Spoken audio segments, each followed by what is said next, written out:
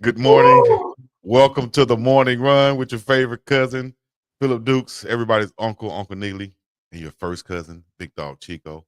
We're here with the latest and greatest in sports and entertainment and the culture. Let's get into it.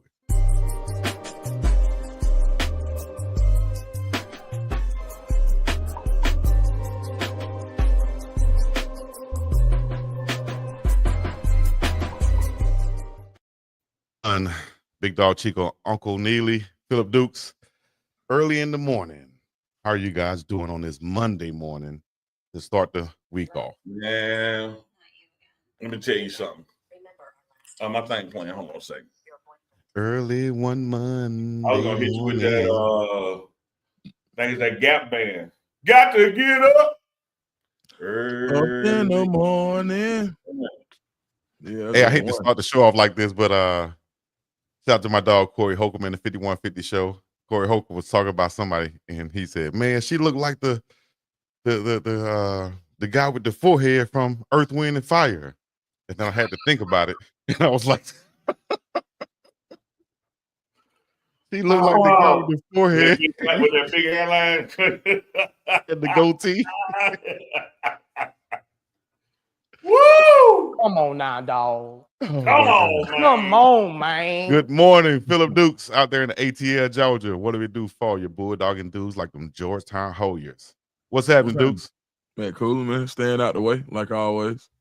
Already, man. Appreciate you waking up this morning once again. Uncle Neely, been up, probably doing some things that need to be said on the show this morning. But Unc, good morning. Good morning to you.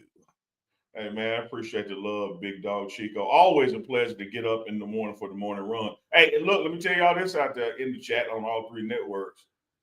Big shout out to Big Dog Chico, because, like, this is regular morning for me and Dukes. Chico up at like 5 a.m. doing this damn thing. Shout out to Big Dog Chico with the early morning.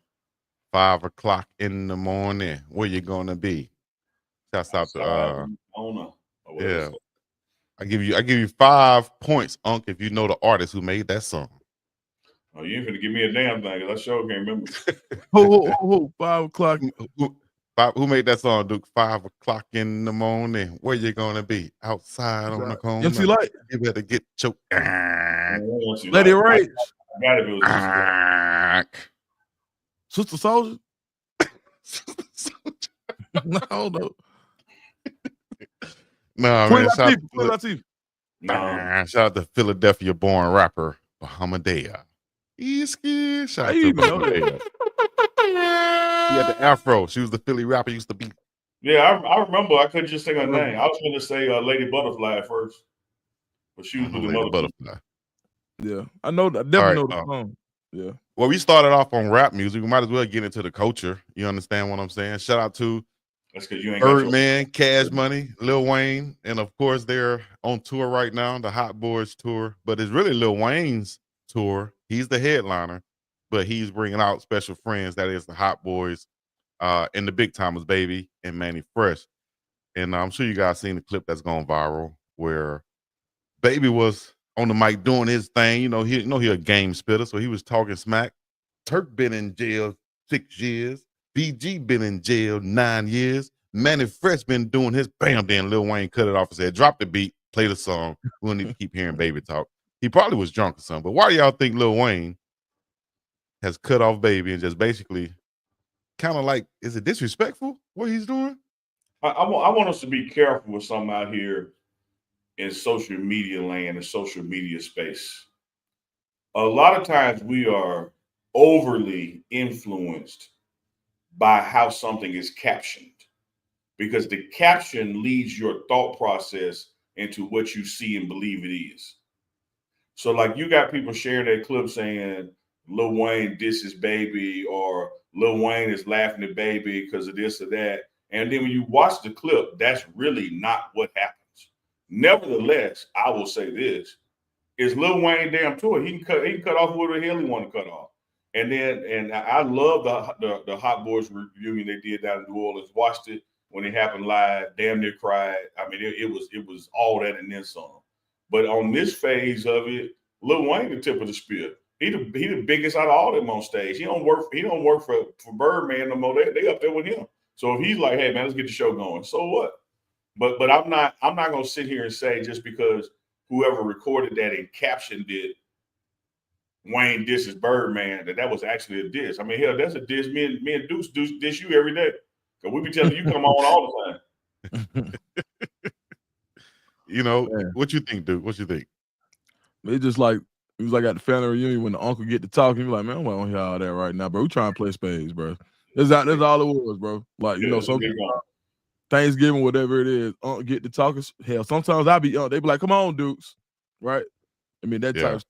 At the end of the day, like one of them things where, you know, Wayne was like, well, I got somewhere to be. Man, listen, we ain't finna make this no 5-hour show. We finna go and get on up out of here. Man, drop the beat.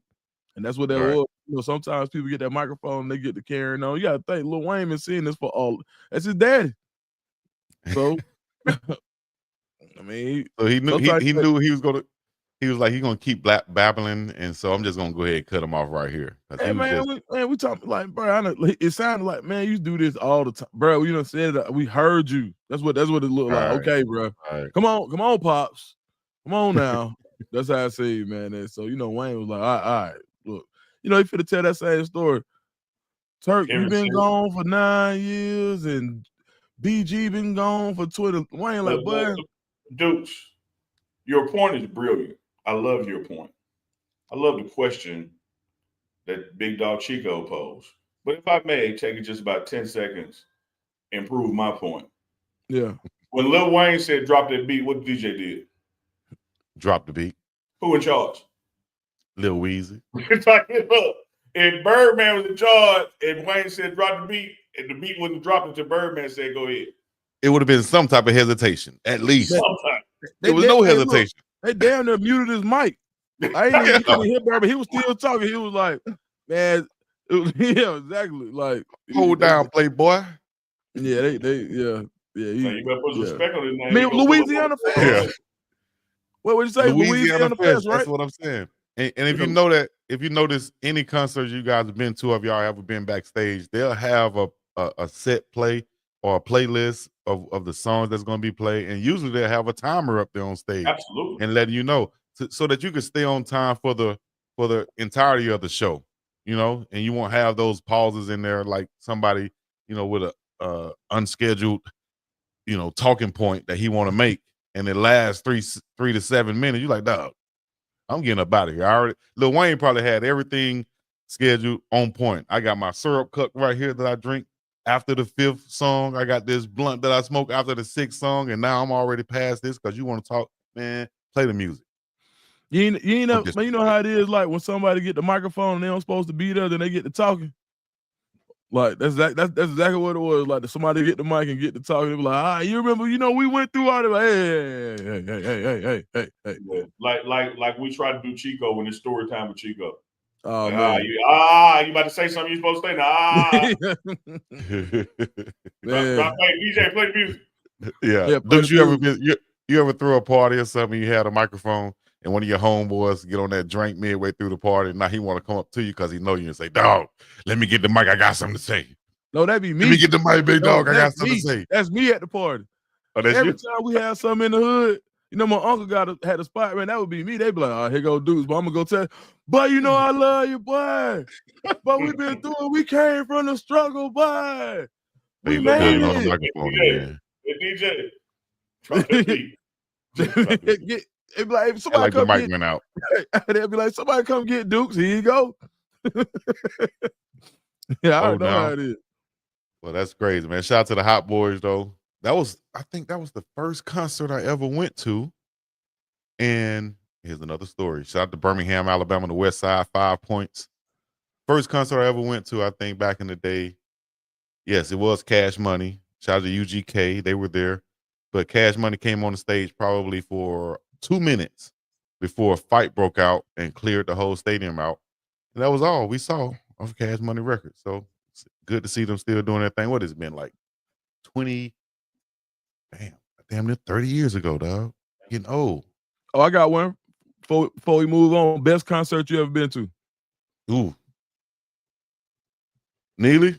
Earth, Wind, and Fire, Gap Band. Let's groove tonight. Oh, he tried. Man, see how Chico be trying to slide. Yeah, I hope you live as long as I live. You damn right. That wasn't no shot. I'm just saying. I'm gonna tell you this now. You bullshitting, but I'm gonna be for real with you. I got to give an honorable mention to that era because I was down the street just outside that back window right there at the Mississippi Coliseum when Parliament Funkadelic dropped the mothership from the ceiling and they came out of it. What?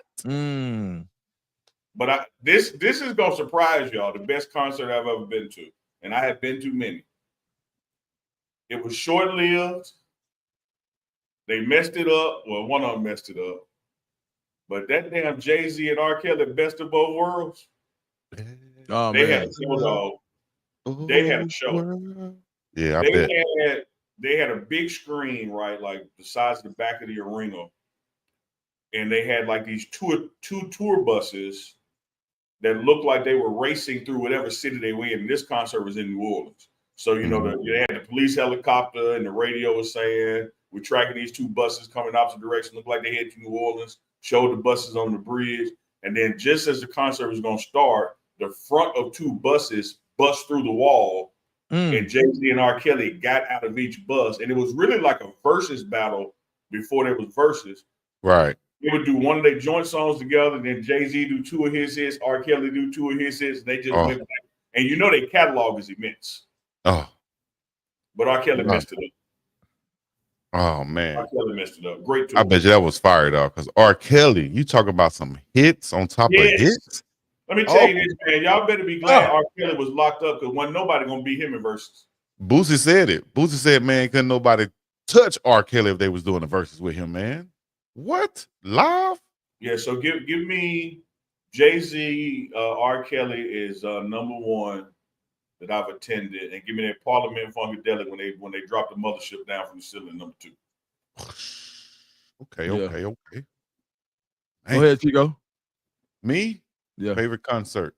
I would have said that Cash Money concert because UGK was there and Pimp C was on stage, and this when they had the beef with Master P started back in the day. So he was on stage and he said, everybody out there, I want to hear y'all say, man, F no limit. And the whole crowd said, F no limit. He said, F Master P. That F tried to stop us from getting down here to the show, Birmingham, Alabama. Y'all say F no limit. Whole crowd say F no limit. So it would have been UGK, but I'm going to have to go with T.I., Hustle Gang, Doe B. Shout out to Doe B, man. R.I.P. Doe B. Let me find out. Let me find out. Let me find out.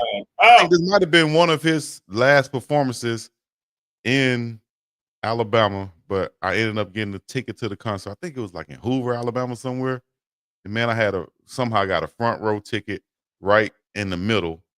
And y'all know me. I got a story about that, but I'll tell y'all later. But I ended up getting backstage because I saw the Cash Money buses coming in as I was pulling in. I said, you know what? Hey, let me just go behind the bus and see what happened. I get behind the bus and the gates stay open. And this little old, unassuming lady looked like she just got paid to work back there at the gates. So as I come in my truck behind the bus, I said, I'm with Birdman and them. She said, okay, let me on in. So I park over there and the bus is still going in through another gate. So now I'm outside the bus with my camera, acting like I'm filming. I'm part of Cash Money. So I get backstage with the Cash Money bus and Birdman and them. And now T.I. is walking backstage, Birdman backstage. They backstage filming Hustle Gang family show. So that would be the best one because I got a backstage pass, or I was backstage and I was front row. Did you offer to cut anybody hair while you were back there, like your barber services? No, I didn't. But I went to. I mean, it wouldn't be nothing like putting your nuts on Birdman's shoulder or something, you know. Hey, Playboy, you better put some respect on. Anyway, Duke, go ahead, Duke. What was your favorite concert? I've found in my research that victims often victimize others, so I just thought you might have been passing it on.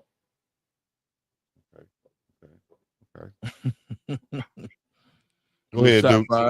That's all. Look. I saw you walking out the house and started that. This your boy, man, but probably birthday bash 2000 in Atlanta. You know, they do birthday bash every year. When Pastor Troy made the birthday bash in 2000 after he had been heating it up, and he did that. He came out to that. I don't know if he had that song called Champion, but it's like the Goldberg chant. Like Pastor. Yeah. Oh man, like nobody had really heard it yet. And he had the whole Atlanta screaming Pastor. Like that was. And then 3-6 Mafia was there, and Good and Mob was there. That's probably the best one I've been to. I've been to a few, but that's probably for my first one, and I haven't had a experience like that. Now, I went to see Lil Baby in Charlotte last year in 23.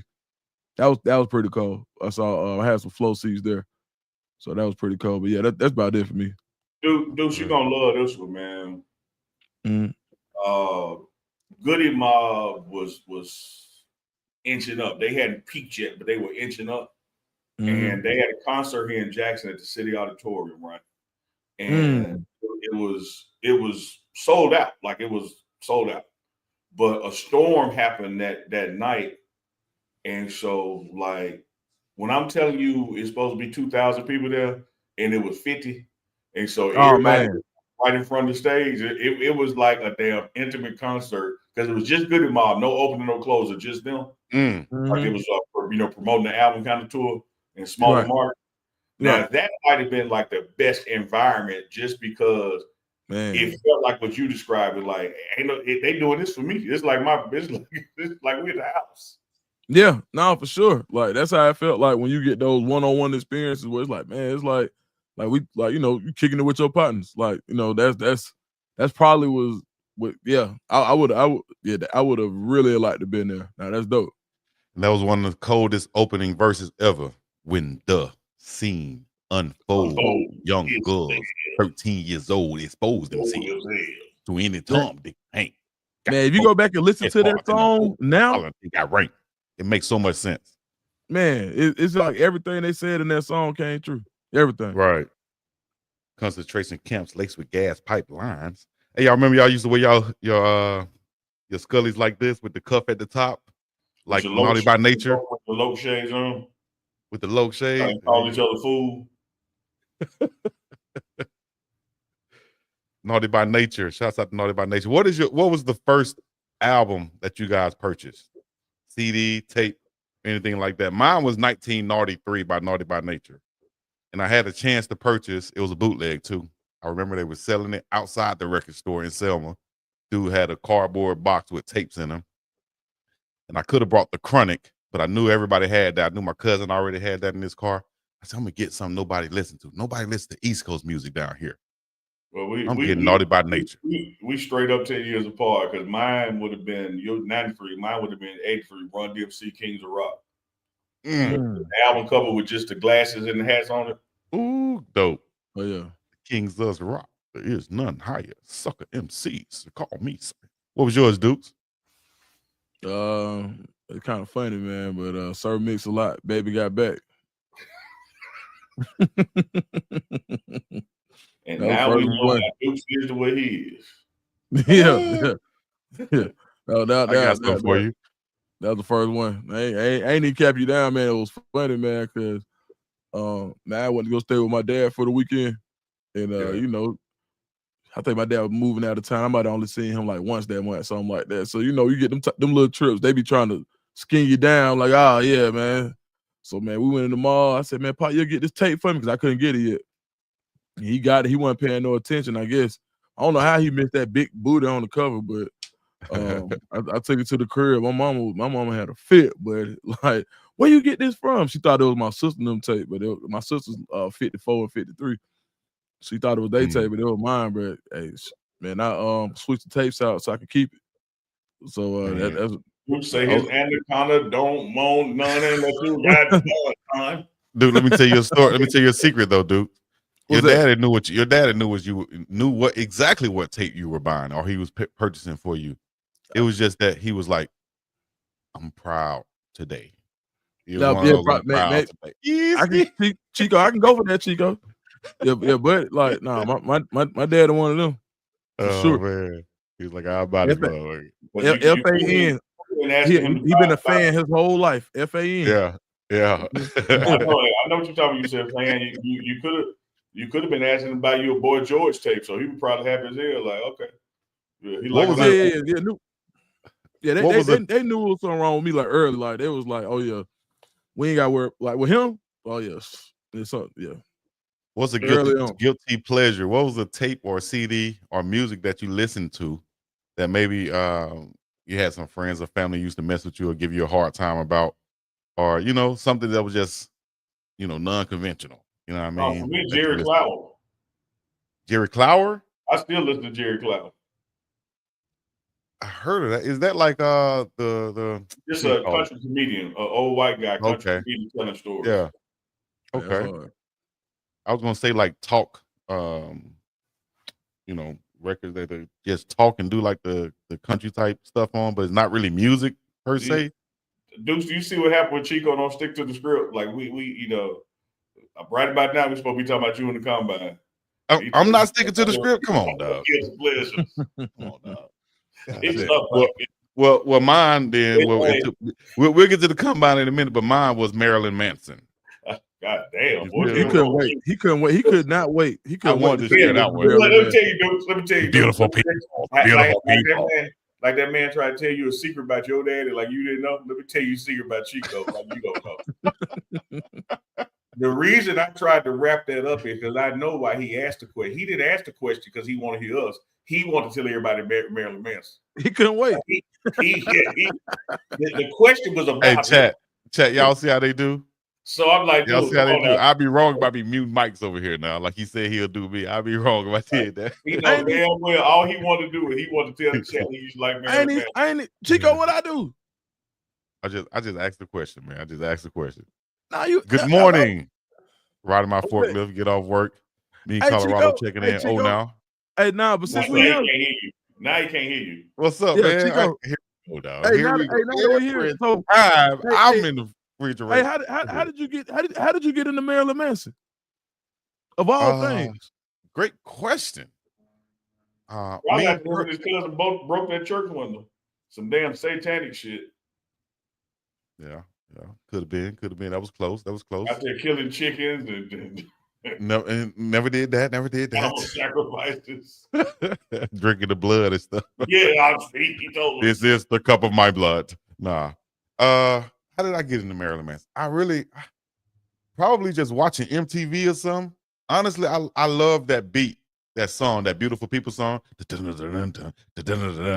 know it.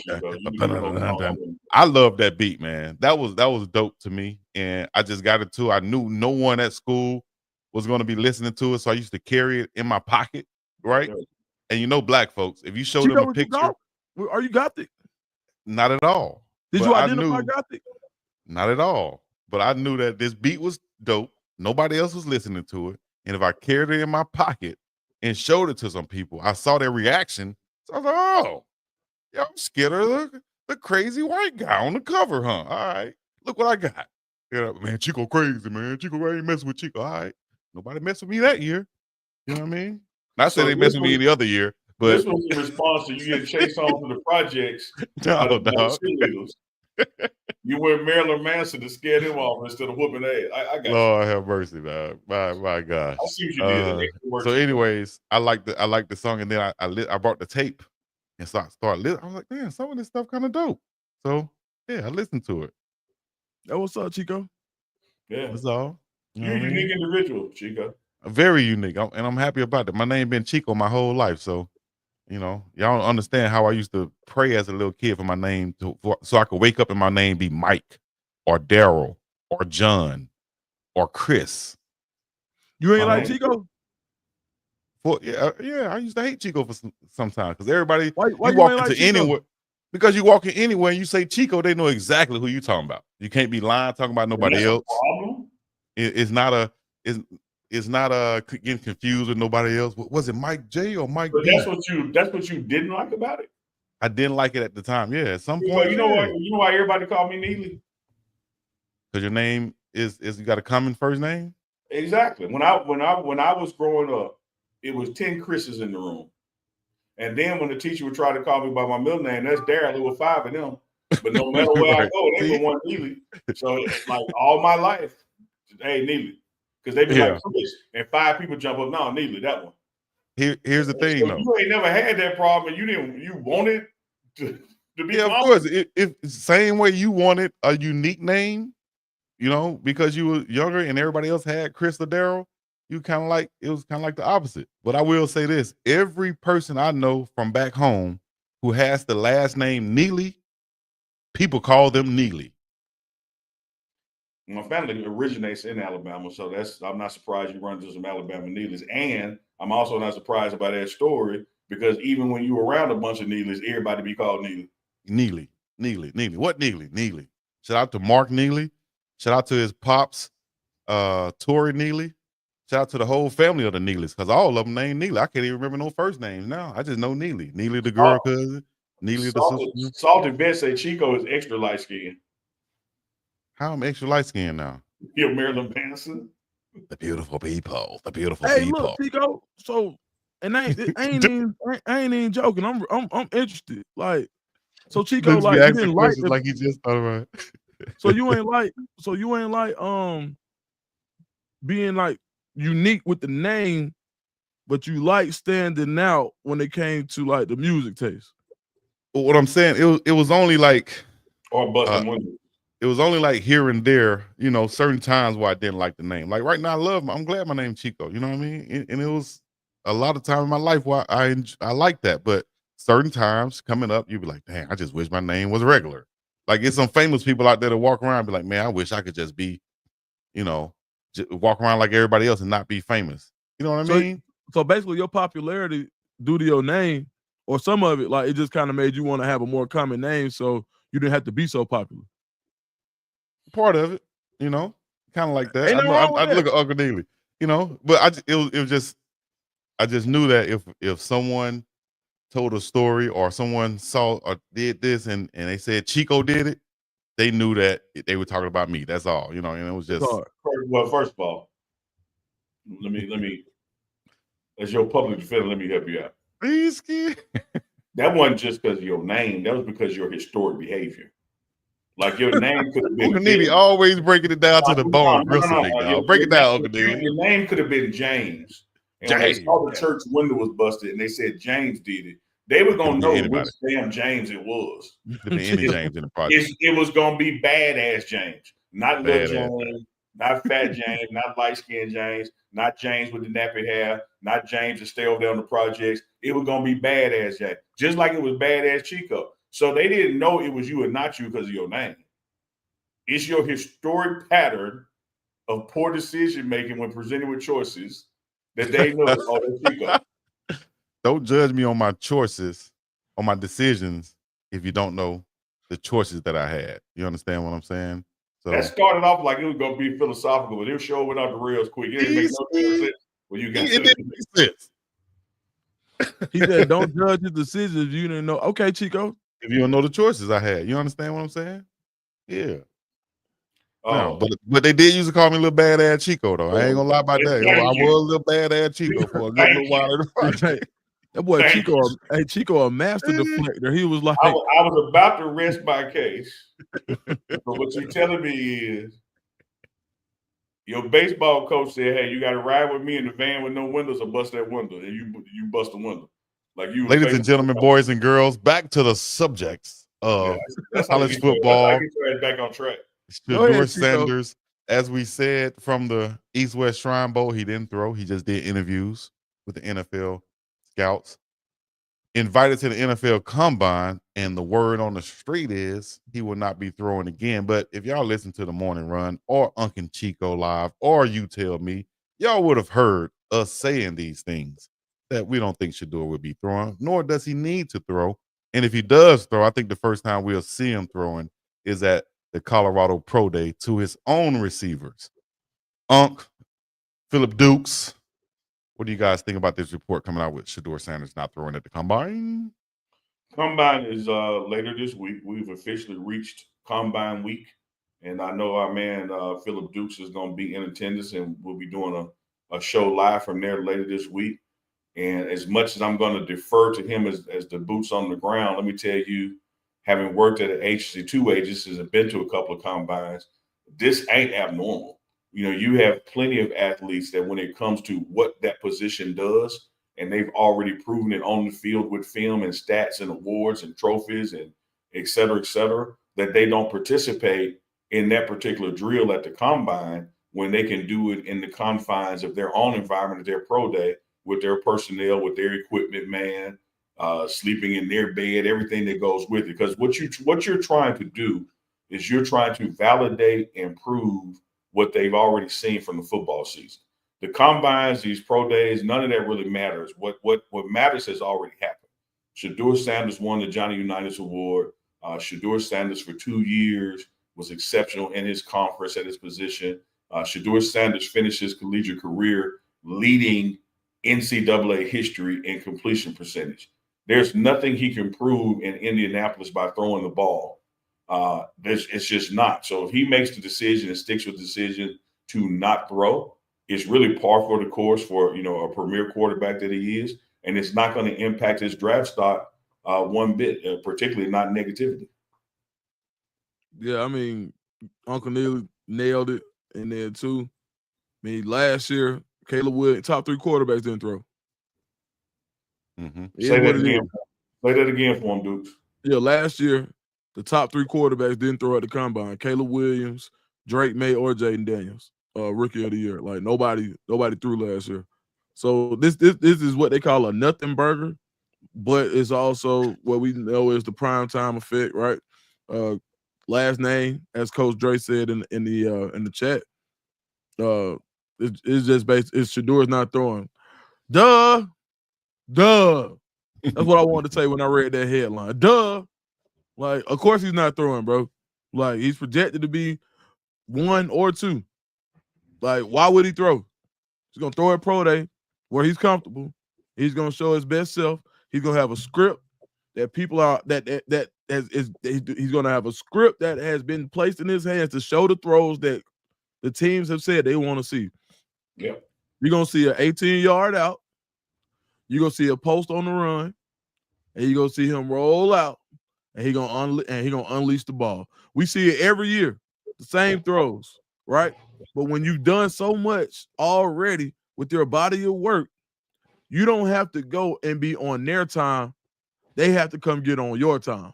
And that's the trade-off for how successful you've already been.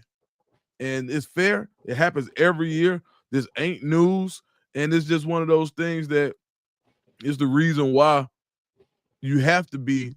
It's another reason why you have to think that Shedeur Sanders, his intangibles are off the charts, because this isn't news for anybody, but it's news for him. How long has he been dealing with news? Did we hear anything about Cam Ward? Right. I'd be surprised if he throws. But we'll see. But yeah, from that perspective, what it does provide is the opportunity for those guys in that next range, the Jalen Milrose, possibly even the Jackson Dart. It provides for them to get all opportunity to try to jockey for that next position, which we saw some quarterbacks have taken advantage of that in the past. But usually, man, your top five guys don't usually throw at the combine at all. Yeah. At all. Let me ask you a question. Let me ask both of you guys a question. Do you see any type of scenario in the draft where Jackson Dart or another quarterback is taken ahead of Shedeur Sanders or Cam Ward? And also, why do you think there are some reports saying that these 2 quarterbacks are not first-round grades, do not have first-round grades? Say it one more time, Chico, my bad. So do you think there's another quarterback that could possibly get drafted before Shedeur or Cam in this draft? That should not happen. But, you know, I'm not a billionaire. I don't own an NFL franchise, and I don't have, you know, people working for me that make bad decisions on my behalf, because that would be a completely bad decision if they were to take place. But the draft is always full of bad decisions. You know, there were what, 3 people taken ahead of Michael Jordan, and so this bad decisions happen in every sport and every draft. So I'm not going to sit here and say what absolutely ain't going to happen. I will tell you this: there is no way you can watch this past collegiate football season or even the past 2 years for that matter, and not understand that Shedeur Sanders and Cam Ward have to be the first quarterbacks taken in this draft. Anybody else after that, you know, it's just, as we say down in the country, sucking hind tit. That means you the runt of the litter. You still a pig, but you the small guy. And I think when these first quarterbacks are taken in the first 5 picks, you're going to have 2 or 3 rounds go by before the next quarterback is taken, because it's just not that urgent anymore after those 2. You know, Milrose will get drafted, other quarterbacks will get drafted, but they're not going Shedeur 3 and Milrose number 10 overall. That's just not going to happen. You have to get Shedeur Sanders if he's available when you pick. You got to get Cam Ward when he's available when you pick, because these people who are saying they are not first round draft and just smoking that good, or, you know, maybe it's laced with something, I don't know. But I don't know what they are looking at or what they've been looking at or what these 2 brothers got to prove, you know, that they can play at this next level. Even when you see them working out together with select QB, the competition between them, the throws that they're making there, they have nothing to prove and nothing to gain by throwing at the combine. And again, I just want to underscore what Dukes said. Not only does this always happen, 3 didn't throw last year, and every year one of the top ones don't throw. It's just funny that when they look different in skin complexion and last name ain't Sanders, it ain't a story. Well, wow, it would be a story if someone went before them. Would it be a story would it be best that it happened, or would it be more of a story that he, quote unquote, dropped down to or slid down to the number 6 that the Raiders have? I think if Shedeur slides to the Raiders, right, which means that other teams have passed on him, but he falls to the Raiders, which a lot of us feel like is the best place for him. Would that be talked about so much that he slid, or would that just be, in our eyes, hey man, he went to the best spot for him possible, and who cares whether he's number 4 or number 8? Look, if Shedeur Sanders dug in his nose and the elevator camera caught it, it's going to make the news. Anything he does is going to make the news. So just because something makes the news doesn't mean that it's actually newsworthy. When you know what you're looking at, when you know ball, when you know the mechanics of the combine and pro days in the draft and NFL, if Shedeur is going 3rd or 4th and then ends up going 6th, to me, that's not a slide. A slide would be Shedeur supposed to go 3rd or 4th and he then ends up going in the 2nd round. You know, you're still talking about a brother at quarterback being picked in the top 10. And then you have to look at situations. For all we know, they passed on him because the Sanders got together and told them teams don't call us. And so it could look like a pass on or a skip by to the naked eye. Actually, it could be strategy to end up where you want to be. I just believe that by the time you get to that 6th, 7th pick in the draft, Travis Hunter ain't gonna be there. Shedeur Sanders ain't gonna be there. Cam Ward ain't gonna be there. If you want them, you better move up and get them, because by the time you get to that 5th pick, they out of there. Yeah, it's now with quarterbacks being at a premium, a team that has a quarterback will still draft them. Like this, like you look at some of those teams in the top 10 that need quarterbacks. Like it'll be like, I think what the Falcons did last year, and you know I'm gonna bring it, but got to talk about the home team. But what the Falcons did last year when they drafted Penix after signing Kirk Cousins, I hated the move. And what did they do? They told everybody in the NFL, this is how you do it, because right now, without that optimism that Penix provides, I mean, you're talking about a moribund franchise. If all you're doing is worried about Kirk Cousins being your guy. So now you provide the opportunity where you can't afford to wait for Shedeur Sanders. You can't afford to wait for a Cam Ward, because teams that don't have glaring quarterback vacancies will still draft them and wait on them. Because what did they say last year? We got to get Penix this year because we don't know if we're going to be in this position again. And it worked. And what do we know the NFL is? If anything else, it's a copycat league. So there are going to be teams. Imagine the New York Jets just sitting back there looking. You know he's not going to make it past there, right? It's teams that are going to need quarterbacks that'll say, you know what? Oh, he's in 6-7. We'll go get him. I don't think he get out the top 5. I don't either. And to your point, Dukes, you know, let's imagine that you're in that top 5 and you got a guy and you get him. Do you know the trade bait you got now? You got something everybody want. And then let's say that you hold on to it like the Falcons did. You look at the quarterback situation that Colorado Buffalo's in right now. This time last year, you had Shedeur Sanders clear QB1 and an exponential drop-off in talent and game readiness till you got to QB2. You're going into this year with a QB battle, and whoever emerges, you know you got something waiting in the wings, whether it is a bad game or an injury or a flu bug, you name it. You got a number 2 that ain't no drop-off you can still win the conference with. And as much as we joke and kid and play about Kirk Cousins, the reason he done bounced away, Brownlee bounced around as hell. They know at the end of the day he can still play ball. He's still serviceable. He ain't just a constant liability people try to make him out to be. So you got a 1-2 punch that you were able to hold on to when things didn't go well. Same thing with and I know they're gonna change it this offseason, but same thing with that the Steelers had this year. You got options. And anytime that you can have options in your organization, all you do is increase the value. Yeah, no, absolutely. And you talk about being able to have one run like what Colorado has this year, being able to run multiple guys out. I just did two video pieces on one on Julian Lewis, why he could be the quarterback, and one on Caden Salter, why he could be the quarterback. In the case, and as I went through, I said, man, the case is strong for both of them.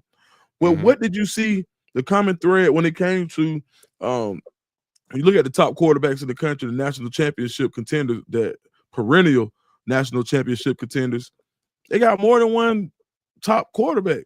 Georgia, loaded with 5 stars. Ohio State, multiple 5 stars. When you start to provide starters from your quarterback room to other places in the country where people are looking to say, you know what, I can go get a quarterback from Colorado if it don't work out for one of them. That's what you want. You want to be able to stockpile talent in today's day and age where things go left, things do go wrong, injuries do happen, right. Feet get stepped on. Like, it just happens. It's a part of the game. It's probably, we're talking at CHICO played it probably at the highest level of anybody on this screen. You basically signing up for car crashes every day, every play.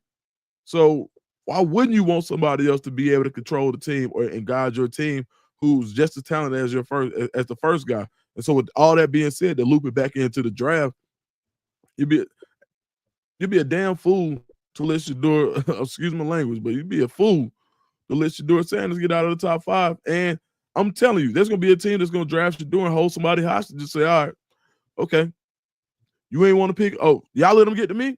Y'all going to give me a second rounder to get him now. And that's how it happens. You just hold isn't that what happened? Isn't that what happened when we did our mock top 3 draft? That's exactly what happened. Unc called me with the number 3 pick and offered it. I had the number 2 pick with the Browns. Unc offered it. I said no. I drafted Shedeur and then traded him to Unc for an extra first round and second round pick. So exactly what you said. We held him hostage. After you picked him, you got more than I was offering the first time. Exactly. So I think that could actually happen in the NFL. You know, and you better watch this. You been to the combine, CHICO? You been before? Been to the combine. Yes. All right, so Dig, you know that JW Marriott for the whole week in that Marriott, you're gonna just walk by, you're gonna see a GM talking to a coach, you're gonna see a coach talking to a scout, you're gonna see, and nobody's supposed to be talking to the players, right? Yeah. So this is a quote unquote tampering period. All right, Dig. And all they're gonna be talking about is what we're gonna do next year and what we about to do with this draft pick and who would you be willing to trade and what do you have available?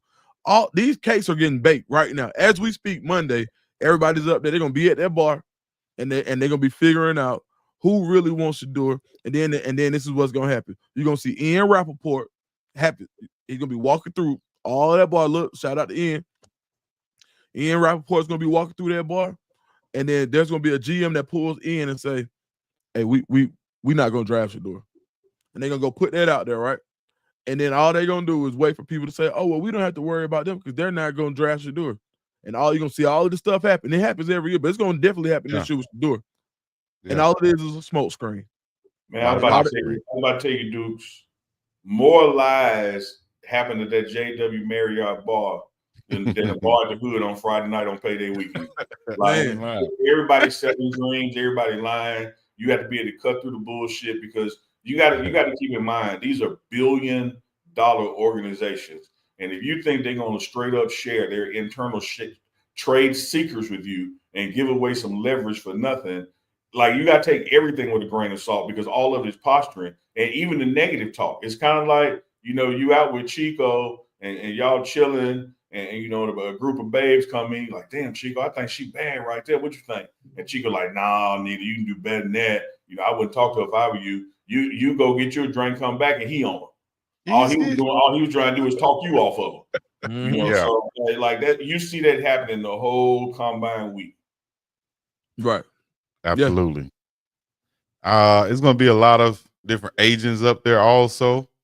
A lot of different big business going on up there in Indianapolis, man. So I think, people need to be on point, be ready to go. Players, hopefully you guys are on point also. Don't do like some of those players come in there and fail the drug test as if you don't know what you're going to get drug tested that weekend and all this other stuff. Come prepared, dog. Be on your A game. Chico, you should have said that in January. Like, if you saying that on Monday, they gonna fail. Like, I mean, of course, what I'm saying. I'm just saying, like, but the agents, have a role up there, like particularly agencies that have multiple players there. They have a hospitality suite with a barber there and a massage therapist and video games and food. So in between workouts and interviews, their players got a place to lounge. And like Dukes was saying, there's limited during parts of it. There's very limited interaction between the team and the players. But you better believe when that Jack Daniels get to flowing, there's a lot of interaction between the teams and the players' representation. Just small talking around the bars and stuff. So it reminds you of Washington D.C. and lobbying. That's all people are doing is I got a product. I'm trying to get it in the best hands. Who out here want it? Let's talk strategy. Let's talk how we get these deals done when it's time to do these deals. But none of it really matters, till you get after the pro day, see those workouts, and then you really start hearing the true rumors going into the draft of who's going to move where and who's going to try to get who. What'd you say, Unc? Is more lies being told than where? At the bar? Then a bar on Friday night on payday weekend? In the hood. In the hood. Payday weekend, now we dream selling. Dream selling. This with a pocket full of money. This money you see in this wire, you see in my pocket, that's for the light bill, the condo, and everything. But I'm going to try to make you think I got it like this all the time. All the time, right. Isn't that talking cash money-ish up in that thing? I did have this graphic right here. Duke, you want to fill us in on this graphic right here, Duke? Oh, yeah, that's all right, so that's the schedule for the combine. So if anybody wants to watch, you want to see where the we got a majority Colorado Buffalo fan base. You'll see the wide receivers are going to run on Saturday. No, Friday. Let me see. We got wide receivers. Wide outs are in the orange. They run. They do run Saturday. So the 40 time is going to be important for LeJohntay and Jimmy Horn. The DBs have their on-field interviews. The DBs and the pink. The on-field workout will be Friday. So be tuned in to the NFL network so you can get some coverage and you'll be able to get some glimpses of your former Buffaloes as they perform in front of the entire NFL. What are your plans when you're heading up there, Duke? Man, I'm finna go sit at that bar and listen to folks tell them stories so I know what's going on. Last year, man, crazy. Like, I didn't, you talk to a lot of media people. It's going to be a ton of media. National Association of Black Journalists has an event there. So I'll be attending that. And really, I think the most important thing is just networking and to get information as far as like for what we do in the media. So we're gonna be first on some stuff, and then and build relationships and build trust to where even if we're not first on something, like it's gonna be hard to be Ian Rappaport and Adam Schefter, but if you know something and they know it, you could be the first person to have your opinion based on it. So it's good for me on definitely good for me on the media side to be there and make meaningful relationships as I go forward in multiple aspects of my sports career. Nice. Already. So that's going down starting this Thursday. You comprehend that? It was a lot of big words in there, aspects and multiple. Crazy. Nah, I have no idea what Dukes is talking about. I'm just going to the next question, acting like I did know what he was talking about. I can say you didn't have no follow-up. When you don't have no follow-up, you didn't get it. Chico crazy. I'm just cursing off camera. That's all. I'm just cursing off camera. Oh, you cursing off camera? Oh, that's hard. I just went off camera. Just went. You know how you do when you. What you say, Chico?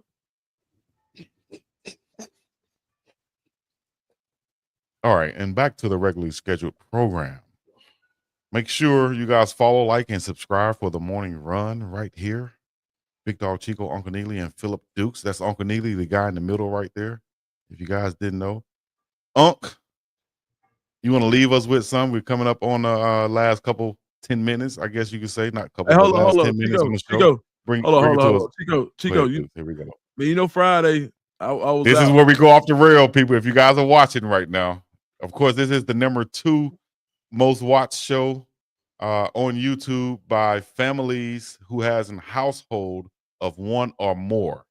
And we're number 3 amongst black families or black people who has black parents. So we're number 3 in that. So go ahead, Dukes. Shit. Like what? Hey man, no mind. Go ahead. Hey, yo, wow, man. Chico got me there. All right. Chico, you got me, bro. Tongue tied, boy. Good gracious.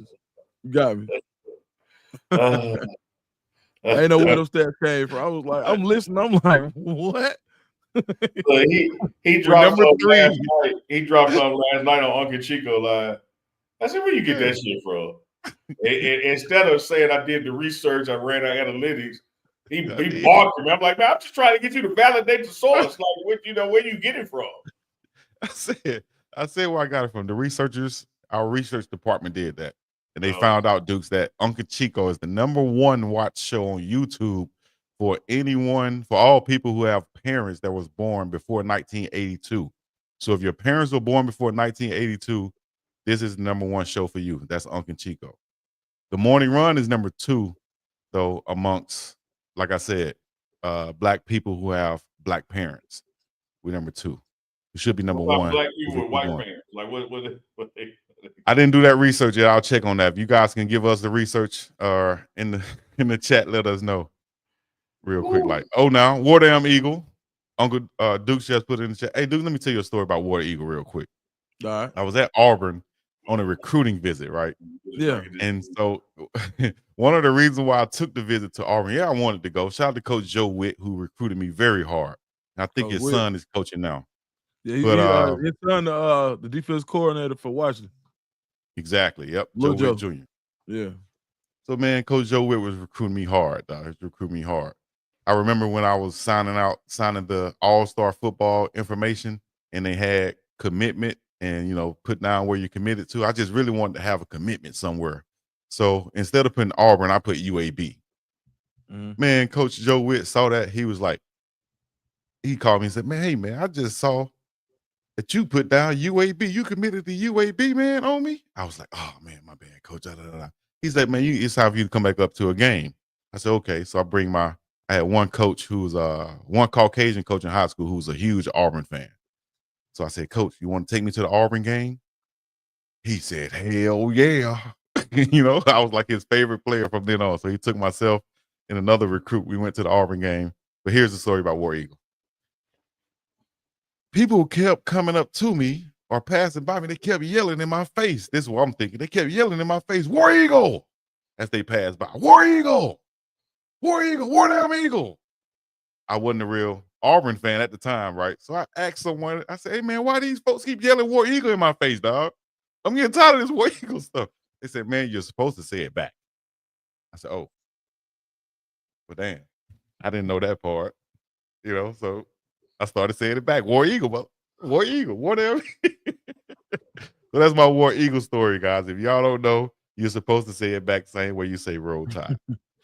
Hey, Little Prime, Chico, you got something to say about that? Chico. When Lil Prime come out, you're on the bullshit. When he come out, look at you, Chico. That's a real story, dog. That's a real story. I'm sure it's a real story, but when he come out, you're on the bullshit. Chico, why you had to tell everybody your coach was Caucasian? Because I said that, God dang, man. man. You tell he respect that white man because he didn't say white. He said Caucasian. I said Caucasian. He was from the mountains of. He was from the Caucasus Mountains. I'm saying, why you just didn't say my coach? Because he was the only white coach that we had, and I wanted to make it clear about that. And you know, I have a friend from Minnesota. Hold on. I have a friend from Minnesota, and they say, "Man, why every time you explain something, you say my white friend or my black friend?" I said, "Man, I'm from the South. That's how some of us talk sometimes when we explain and talk about people." He was your favorite coach? He was my favorite coach. Shout out to Coach Morgan, man. And if you're watching this, yes, you was my favorite coach. But if you're not watching this, no, Coach Pearson was my favorite coach. Chico White. Shout out to Coach Daryl Pearson, who played for the Alabama State Hornets back in the day. He was a baller. His brothers also got the other brother name, played with but yeah, Alabama Chico, State why you take him? Hornets, man. Huh? Why you take him? Kevin Jones. Because none of them was really Auburn fans. The reason why I offered this coach is because he was a huge Auburn fan.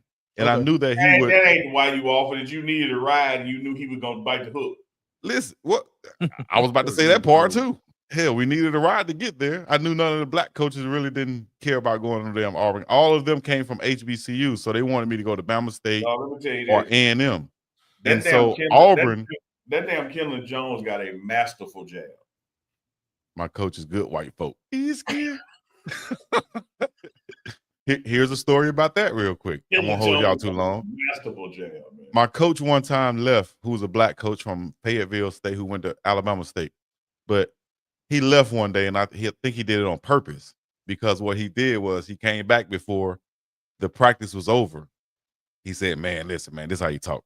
He said, "Man, listen, man, I can't. I went. What I did was I went over there and sat my ass in the damn bushes and watched y'all, and I left the damn white man as the head coach, and y'all damn Negroes out here running like the damn your hair on fire. That's a slave mentality, man. All y'all Negroes out here who." Who worked harder for this white man, y'all got a slave mentality, and you better change that. So I won't lie, that stuck with me for the rest of my life, that no matter whether my coach was black, white, orange, or whatever, I'm going to work just as hard for him as I do for the black coach. I don't want to be one of those guys on the team that coach is saying, you got a slave mentality because you're putting in extra work because there's a white coach out here coaching you guys. But that stuck with me for a long time. Coach said he went over there and watched us in the bushes. So Chico, why you had to make it clear that you went with a Caucasian coach? Because I just wanted to tell the story and make it as clear as possible. That's all. He was, you know, in the South, in the South where I'm from, a lot of the. I hate this. I'm not gonna say that, but I'm not gonna say that.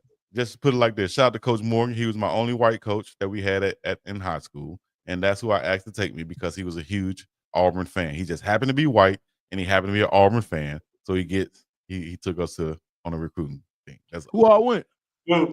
Myself and shout out to my dog Big Catrell Simmons, who was also a recruit that ended up going to UAB with me also. Dukes. You used to watch Cosby Kids on Saturday morning. That's exactly who you look like. Remember Dumb Donald? Listen, that's what I feel like I'm listening to. I feel like I'm at the clubhouse at the junkyard listening to Dumb Donald tell the story. Hey man. Hey man. Nah, Chico, I was just trying to put it together, Chico. Like you hit us with a couple. Like first you hit us with the Marilyn Manson. You couldn't wait to get that one off. I was like, all right. Cool. People, it was like, hey y'all, what do y'all like? That nobody. I'm like, okay, cool, yeah, all right. Man, we ain't tripping. It is the face hole for Dukes. Duke be like this. Listening. Yeah, then he hit us with the like, by his own admission, unprodded by anybody, was just like, yeah, I got a white coach. I say it like that, dog. Hey, fellas. A white man took me to Auburn. I's got a white coach. He bought us a cool soda water and a burger. He told me if I just keep on playing that football, and by the time I get ready, I be it. They not Y'all see how they do me, right? Y'all see how they do me in the chat. Hey, that's the other one. Hey, that's the other one. Then he didn't like himself. I'm starting to put it together. I He didn't like like myself. I just said I didn't like my name sometimes because it was so unique. That's all. He's not. And everybody used to call say me Chico's no more. I don't know how many times I'd have heard. I don't know how many times I'd have heard somebody call my name without knowing. They'd be like, Chico. And then I stand up like, oh, damn, I was expecting a little short Latino Mexican or something. I was like, what? A Latino Mexican. A Latino Mexican. I'm like, what is that? A coffee at Starbucks or something? A Latina Mexican. Okay. Hey man, that boy Latina is feminine. Chico has that's what I'm talking about. What they say, man. Look like a Latino Mexican right over there in Black History Month. Dang. In the end of Black History Month, Chico just Neely is rubbing his head.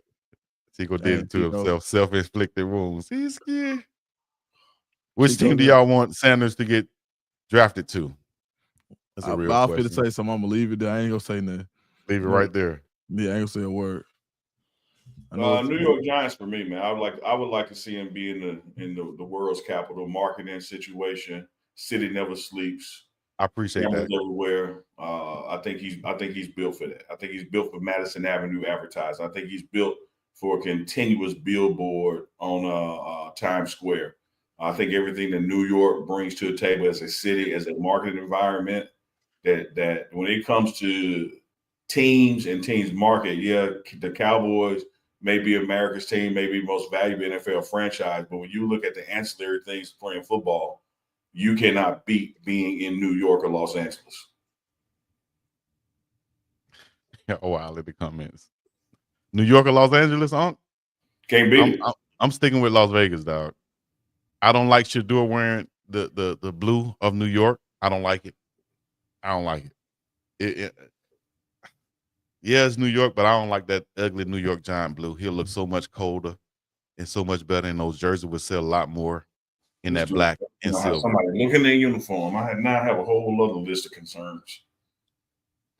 That's okay. Well, those are my concerns. What are your concerns, Duke? Where would you like to see him at? Atlanta Falcons. Oh, what I'm talking about, Duke. Yeah, bring it to the Falcons. Bring it to the A. Yeah, Saudi. And I like Penix, man. Like, you know what I'm saying? Shoot, but they give Shedeur Sanders in Atlanta. Two turn. That'd be two turn, bro. And no disrespect to Penix, man. So you know what? But that's fantasy world because we do got a great young quarterback, aka the do-rag dude.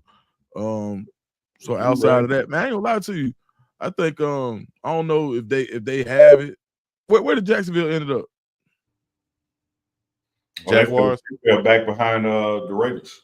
They like 9. Yeah. Somewhere. I mean, you know a team that I think set up for them though. That if they trade up, that team is really set up that could use them. And the Jets.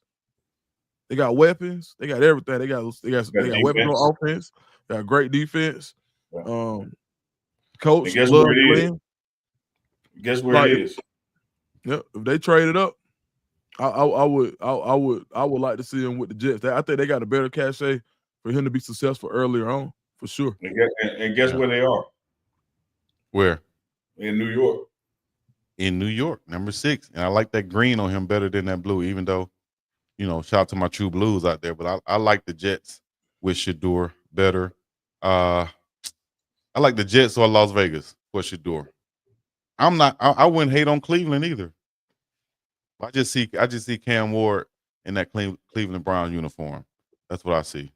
So we shall see how it plays out. The first start of all of this stuff is going down in Indianapolis, where Dukes will be this Thursday. You get that Thursday, Dukes? No, I get that Wednesday night. Get the Wednesday night, and you'll be ready to go up and at 'em on Thursday morning. So good luck to you. Do your thing. Network. Your network is your net worth. I know you're gonna be balling out of control up there doing your thing. What you gonna be wearing? I know you're gonna be fresh up there. You got some nice shoes already packed to go with your outfit. He didn't like that question. That's why I asked you. Go ahead, Duke. What you gonna be wearing, Duke? I know you're gonna be fresh to death out there. Man, I don't know how I'm gonna hit them, man, but definitely gonna have some comfortable shoes more than anything. Oh, you know what? You know what?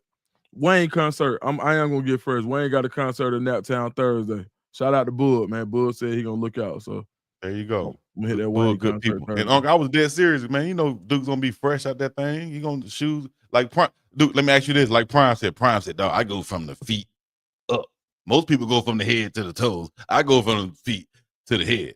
I start with the shoes, dog. Send that to coach. What do you do, Duke? Do you send that impersonation to coach? See, Neely be doing them in person. I mean, excuse me, Chico be doing them impersonation like folks ain't gonna never hear him. It ain't no. You see how he tried to get me the other day? Chico, do the other day I said, look, I just asked the question, dog. I asked Chico in front of his face. I said, man, Chico, here go your shot. Go ahead and hit me with the deuce. Then he like, nah, I ain't got one. I ain't got no deuce. I ain't got one.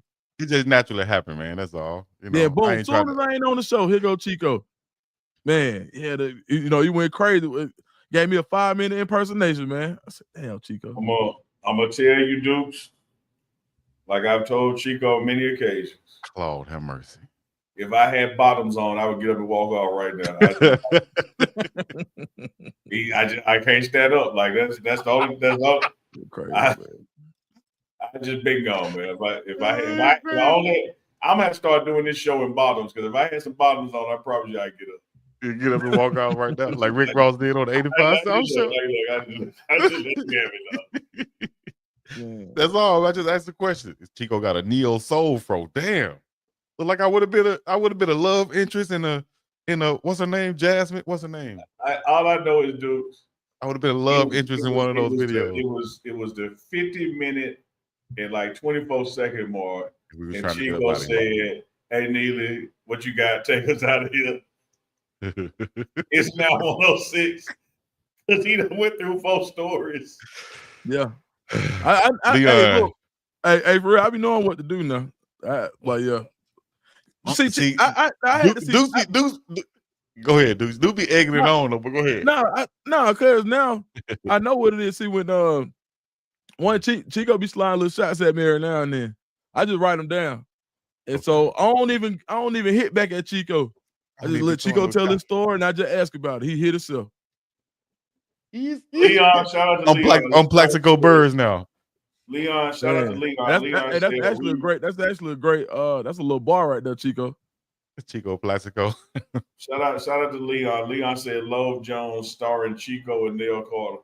Whoa. No, I thought they was gonna say Neil Long. Who is Neil Carter? Google Long, dog. Google real quick. Neil Long, dog. Neil Carter don't even sound attractive. Put in Neil Carter and bring up on the screen, Chico. Neil Carter don't sound attractive. Cause I saw beautiful sister Neil Carter like that. You just Google Neil Carter actress and bring up. Oh, I know Neil Carter, the old school actress, unbelievable. The mama, the auntie, on all the shows. What was it? 227. Give me a break. Give me a break. Cause I saw deep one. Unbelievable. Should I bring her up for real? Yeah, them people need to see who Neil Carter is, man. Leon gave a shout out. Neil Carter. Auntie Neil Carter. Hey, Chico, you trying to get on Florida Evans yesterday. Them folk wasn't going. Yeah, they was getting on me talking about, you call Florida Evans ugly. I said, she just wasn't a looker for some folks. That's all. Shout out to Neil Carter, Auntie Neil. You better not say nothing, Chico. I just said Auntie Neil. Auntie Neil like she'll whoop the hell out of you, boy. What? Like she'll make a good sandwich, too. I told you, she was an 8th grade English teacher back in the day. Then she decided to go follow her dreams in LA and become an actor. This dude can make up a damn story about folks. He give them middle names. Straight up. Am I lying, though? Chico, take us real out here, man. Stop playing. Does she not look like that? It's Black History Month, Chico. 09 to everybody in the chat. Put a 09 in the chat if you're checking in right now. Put your city and your state in the chat also if you're checking in. If you got something to say to Uncle Neely, put that in the chat. Questions for Dukes, put that in the chat also. You understand me? Shout out to Goonsville Clothing, MDJOriginal.com, Law's Whiskey House, and FaceByJazz.com, where you can find your Uncle Neely's beard oil. You won't be able to get a beard like Uncle Neely's, but something like that. 15% off when you use the code UNK, that is UNK. All right.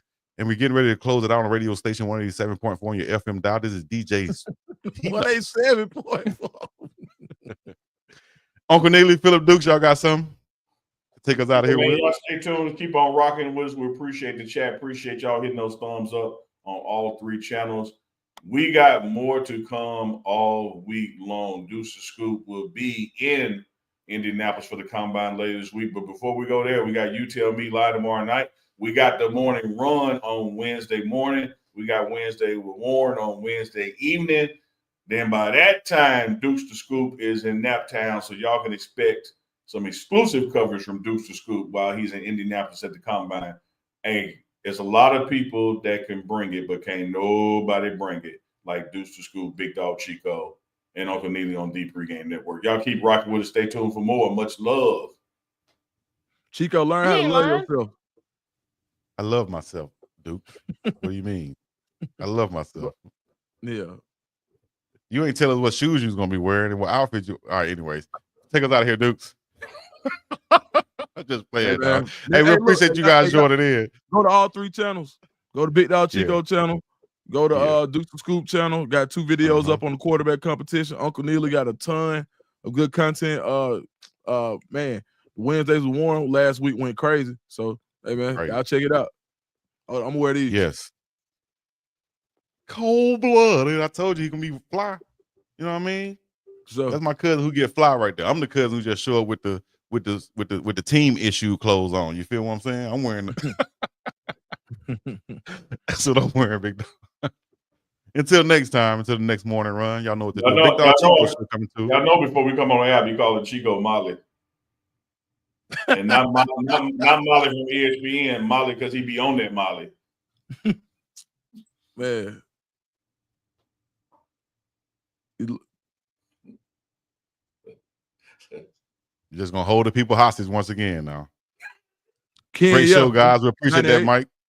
98 Salty Cone. Vet. Oh, now no more morning runs for Chico. Easy. Dukes, are those 98s? Yeah, that Untiny. What's up, Untiny? Untiny up in here? Oh, no, yeah, Untiny. Johnson, Auntie, Untiny. Send me a cake next time, Untiny. Uncle Neely said he can't eat no more. He ate all of it. He's damn near bit his finger off. Don't get it, man, your cornbread. Ladies and gentlemen, boys and girls, appreciate you guys joining in once again. I give a man my cornbread. Are you gonna be washing the drawers? Don't get it, man, cornbread. Cut that Eddie Murphy a fool. You gonna be clipping the toenail. Uncle Neely, do you take the Snicker that's on your bed? Do you take it, Uncle Neely, or do you leave it? The what? Thank you guys for coming out. God bless you, and have a great day. We'll be back with more. Peace in the Middle East. See y'all.